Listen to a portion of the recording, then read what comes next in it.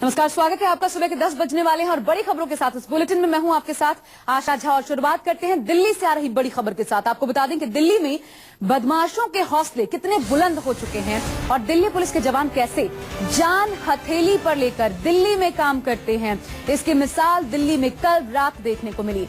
दिल्ली में कल रात अपराधियों ने एक सिपाही की जान ले ली। आनंद कुमार नाम के पुलिस कांस्टेबल ने एक महिला को लुटेरों से बचाने की कोशिश की थी। इसके बाद अपराधियों ने उन पर ही फायरिंग कर दी। फर्ज की खातिर आनंद मौके पर ही शहीद हो गए। वारदात बवाना इंडस्ट्रियल एरिया इलाके में हुई। आपको बता दें कि शहीद पुलिसकर्मी शाहबाद डेयरी थाने में तैनात थे।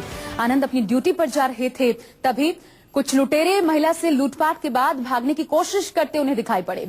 आनंद ने बिना देरी किए उन्हें दबोचने के लिए दौड़ लगा दी। 2 अपराधियों को उन्होंने पकड़ भी लिया था, लेकिन इसी बीच तीसरे लुटेरे ने उन पर गोली दाग दी। गोली उनके सीने पर लगी और ज्यादा खून बह जाने की वजह से, क्योंकि तब तक उनको कोई फर्स्ट रिलीफ नहीं मिल पाया, उनकी मौत हो गई।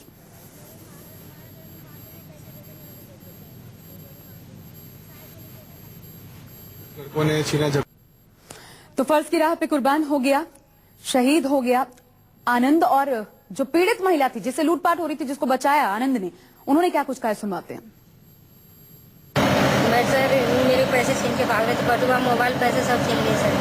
किसने? कोई बदमाश ने 3,000 पिस्तौल दिखाए, गोली दिखाए हमारे।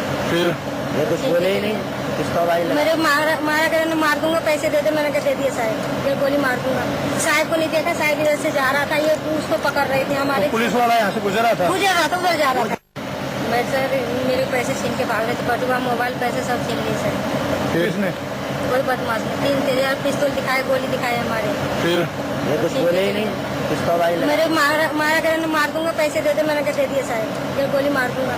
साहब को नहीं देखा, साहब इधर से जा रहा था, ये उसको पकड़ रहे थे हमारे। तो पुलिस वाला यहाँ से गुजरा था उधर जा रहा था। ऐसा जी ऐसा हुआ था। हम लोग जी मैं अंडे बना रहा था यहाँ पे अपने लिए खाने के लिए, तो मैडम के पास आए वो 3 बंदे बाइक पे। तो उन्होंने इनके पिस्टल तो मैंने देखी नहीं, इन्होंने बताया ना बाद में कि मेरे पैसे थे छीन के भाग रहे थे। एक को तो मैं धर लिया पीछे से, तो हेलमेट मारे। फिर एक साहब जी आ गए, बाइक लगा के, उन्हें आवाज सुनी तो उन्होंने वहाँ से पकड़ा, वहीं बीच पे बाइक लगा के 2 को खींच के लेके आ रहे थे। अब इतने में गोली चलाई उन्होंने, पटपट की आवाज, हम भी भाग लिए डर के हमारा कि हमें ना मार दे। और इस पूरी घटना के बाद आपको बता दें कि मौके वारदात से एक रिपोर्ट हमारे संवाददाता ने तैयार की है, आपको दिखाते हैं।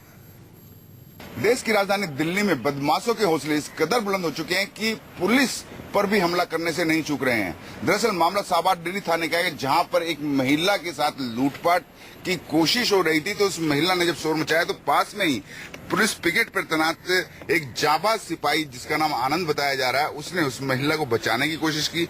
3 बदमाश थे, वो उसको लूट रहे थे, लेकिन जिस समय वो बदमाश उनको लूट रहे थे तो पुलिस को देखकर उन बदमाशों ने भागने की कोशिश की। 2 बदमाशों को आनंद ने पकड़ लिया, लेकिन तीसरे बदमाश ने उन दोनों बदमाशों को छुड़ाने के लिए पास में आकर उस जाबाज सिपाही की छाती पर गोली मार दी।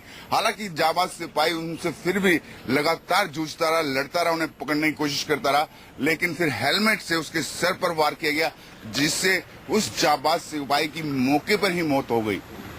कैमरामैन अभिनाथ के साथ विनय सिंह, न्यूज़ 24 दिल्ली। और दिल्ली पुलिस हेडक्वार्टर के सामने से मेरे साथ मेरे सहयोगी राहुल प्रकाश ज्यादा जानकारी के साथ इस खबर पर जुड़ रहे हैं। राहुल, 2 सवाल है इस पूरे मामले को लेकर। जब घटना घटी तब से लेकर अब तक क्या कोई गिरफ्तारी इस मामले में? और दूसरा, क्योंकि महज 40 साल के थे, गोली लगी, बहुत ज्यादा खून बह गया और ऐसे में उनकी मौत हुई, ये स्थिति उत्पन्न ही क्यों हुई? देखिए, सबसे पहली बात, जिस तरीके का पूरा घटनाक्रम था, जो सीक्वेंस था, यानी एक बहादुरी का परिचय एक पुलिस वाले ने दिया। यानी वो अपनी ड्यूटी पर जा रहा था, उसने एक घटना होते हुए देखी, उस घटना को रोकने की कोशिश की। हालांकि पूरी तरीके से उसने कोशिश की, लेकिन सफल नहीं हो पाया। यानी उनको 2 लोगों को पकड़ा भी था, उन्होंने तीसरे ने आके गोली चलाई, लेकिन उसके बावजूद भी वो लड़ता रहा, लेकिन आखिरकार उसने दम तोड़ दिया। यानी पूरी तरह से जो घटनाक्रम हुआ था, देर रात का हुआ था। उसके बाद जिस तरीके की स्थिति उत्पन्न हुई, साफ तौर पर जिस तरीके का इलाका पड़ता पड़ता है ये आउटर रेंज पड़ता है, यहाँ पे अक्सर ऐसी वारदातें हुई हैं, कई घटनाएं ऐसी होती हैं, लूटपाट की वारदातें होती हैं, लेकिन बावजूद इसके उस तरीके से पूरी तरीके से इनको रोक पाना संभव नहीं है। ऐसा ही देर रात को भी हुआ जब आनंद अपनी ड्यूटी की तरफ जा रहे थे, उन्होंने लूटता हुआ यानी 3 आरोपियों को, जिस तरीके से बताया गया कि 3 आरोपी थे, वो इस तरीके की हरकत कर रहे थे। उन्होंने पीसीआर कॉल नहीं की, खुद लड़ने की कोशिश की, पकड़ने की कोशिश की, पकड़ भी लिया, लेकिन उनके साथ जो मुठभेड़ हुई यानी तीसरे ने आके, जिस तरीके से कहा कि तीसरे ने आके गोली चलाई, उसके बाद भी लड़ते रहे। तीसरी बार जब हेलमेट लगा उसके बाद उनकी मौत हुई मौके पर, क्योंकि जिस तरीके का एक इलाका है, आउटर रेंज पड़ता है और जहां पोस्टेड थे वहां पे ये ड्यूटी अक्सर देते थे। जिस तरीके का परिचय राहुल, बहादुरी का जैसा कि आप इन्होंने दिया, बता रहे हैं, अगर ये इलाका ऐसा ही है जहां पे ऐसी घटनाएं घटती हैं, तो फिर रेगुलर पेट्रोलिंग की व्यवस्था क्या यहाँ पे नहीं है? और अगर नहीं है तो फिर इसके लिए खुद दिल्ली पुलिस ही जिम्मेदार है?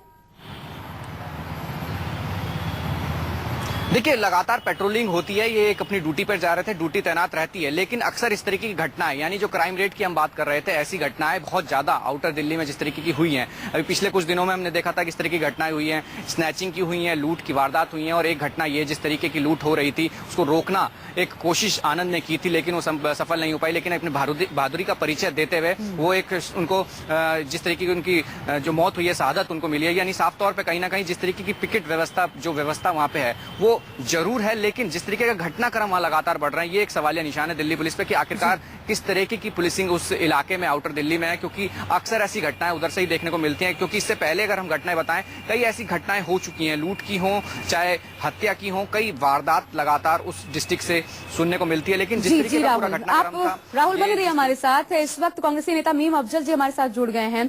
अफजल साहब, सीधा सवाल मेरा आपसे ये, ऐसी घटनाओं पे तुरंत प्रतिक्रिया आनी चाहिए। आम आदमी पार्टी, एक विधायक की गिरफ्तारी होती है, ट्वीट्स पे ट्वीट्स आते हैं, एक जवान की जान चली जाती है, अब तक कोई प्रतिक्रिया नहीं, क्या कहेंगे?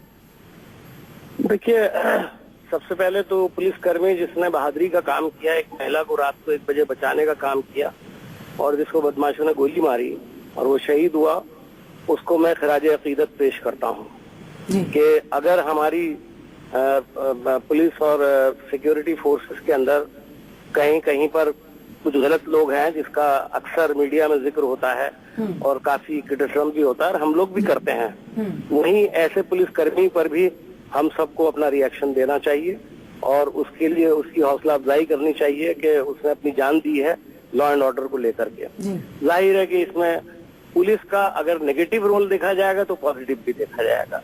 लॉ एंड ऑर्डर का अगर सवाल उठेगा तो ये भी उठेगा कि लॉ एंड ऑर्डर एजेंसी को ठीक करने वाले पुलिसकर्मी ने उसके लिए अपनी जान भी दी है। जहां तक केजरीवाल साहब का ताल्लुक है या उनकी सरकार का ताल्लुक है, उनको तो तुरंत इस पर बात करना चाहिए था। जाहिर है कि वहां पर उनके यहाँ कोई भी घटना होती है, उनका कोई एमएलए गिरफ्तार होता है तो पूरा शदीद एहतजाज करते हैं, प्रोटेस्ट करते हैं, तो इस वाक़े के ऊपर भी उनको खुल करके बयान देना चाहिए। इसलिए कि लॉ एंड ऑर्डर की सारी जो सिचुएशन है वो सिर्फ पुलिस के मत्थे डाल करके नहीं, सरकार की भी थोड़ी बहुत जिम्मेदारी होती है। सिर्फ ये कहना कि पुलिस हमारे हाथ में नहीं है, इससे आप बच नहीं सकते हैं। बिल्कुल अफजल साहब, बहुत बहुत शुक्रिया हमारे साथ जुड़ने के लिए, अपनी बात रखने के लिए। तो बड़ा सवाल यही है कि आखिर प्रतिक्रिया आएगी कब? आप बड़े बड़े दावे करते हैं, बातें करते हैं, शिगुफे छोड़ते हैं, लेकिन इन सबके बीच जिस पर तुरंत एक्शन होना चाहिए था उस पर आप नदारद रहते हैं। सवाल बनता है, 2013 में शीला दीक्षित ने कहा था दिल्ली में मेरी बेटी भी सुरक्षित महसूस नहीं करती। 2013 से अब तक ठीक वही स्थिति बरकरार है, दिल्ली में कुछ नहीं बदला कानून व्यवस्था के नाम पे। बहरहाल इस बड़ी खबर पर हमारी नजर रहेगी।